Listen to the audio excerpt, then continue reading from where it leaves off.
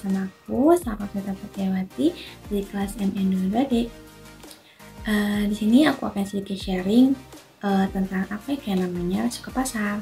Jadi kita bahas risiko pasar atau market risk adalah risiko yang dihadapi oleh investor atau entitas bisnis akibat perubahan nilai investasi yang disebabkan oleh faktor fluktuasi pasar. Risiko ini dapat dihindari dan seringkali berpengaruh signifikan pada nilai aktiva bersih atau NAB ya, atau suatu investasi seperti saham atau obligasi. Risiko pasar sering disebut sebagai risiko sistematis karena dampaknya dirasakan secara luas di seluruh pasar dan tidak dapat dihilangkan melalui diversifikasi portofolio. Jenis-jenis risiko pasar menjadi beberapa kategori. Yang pertama ada risiko suku bunga. Ini adalah potensi kerugian yang timbul akibat perubahan suku bunga yang berawal dengan posisi investasi. Misalnya, kenaikan suku bunga dapat menurunkan nilai obligasi yang sudah ada. Yang kedua, ada risiko nilai tukar. Ini berkaitan dengan fluktuasi nilai tukar mata uang yang dapat mempengaruhi perusahaan yang melakukan transaksi internasional. Perubahan nilai tukar dapat menyebabkan kerugian signifikan bagi perusahaan yang memiliki kewajiban dalam mata uang asing. Yang ketiga ada risiko komoditas. Ini muncul dari perubahan harga yang komoditas yang dapat mempengaruhi biaya dan pendapatan perusahaan, terutama bagi mereka yang terikat kontrak komoditas.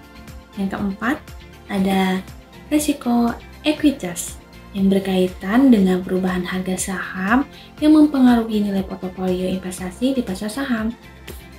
Faktor penyebab risiko pasar sendiri yaitu memiliki beberapa faktor yang dapat memicu risiko pasar, meliputi fluktuasi ekonomi yang dimana resesi atau pertumbuhan ekonomi yang tidak stabil dapat menyebabkan ketidakpastian di pasar. Yang kedua ada gejolak politik. Ketidakstabilan politik dapat mempengaruhi kepercayaan investor dan menyebabkan pergerakan harga yang tajam.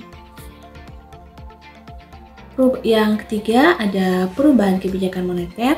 Kebijakan bank sentral seperti perubahan suku bunga acuan dapat berdampak besar pada suatu instrumen investasi.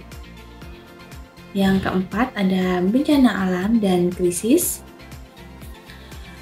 Bencana alam dan krisis global, di mana peristiwa besar seperti bencana alam atau krisis kesehatan global seperti pandemi COVID-19 juga dapat mengganggu pasar dan menyebabkan kerugian. Contoh risiko pasar dalam kehidupan sehari-hari dapat ditemukan. Contohnya seperti risiko pasar bisa terjadi dalam berbagai bentuk seperti seorang pengusaha makanan mungkin mengalami penurunan penjualan karena meningkatnya persaingan dan pertumbuhan selera konsumen. Atau seorang investor saham yang mungkin melihat portofolionya merugi ketika terjadi penurunan mendadak di pasar saham akibat berita negatif tentang ekonomi global. Ataupun perusahaan yang mengimpor barang mungkin menghadapi kerugian jika nilai tukar mata uang asing meningkat secara tajam, membuat biaya impor menjadi lebih tinggi. Maka dengan memahami risiko pasar, investor dan perusahaan dapat lebih baik dalam mengelola portofolio mereka dan mengambil langkah-langkah untuk meminimalkan dampak negatif dan fluktuasi pasar. Sekian dari apa yang bisa aku sampaikan atau sharing sama kalian.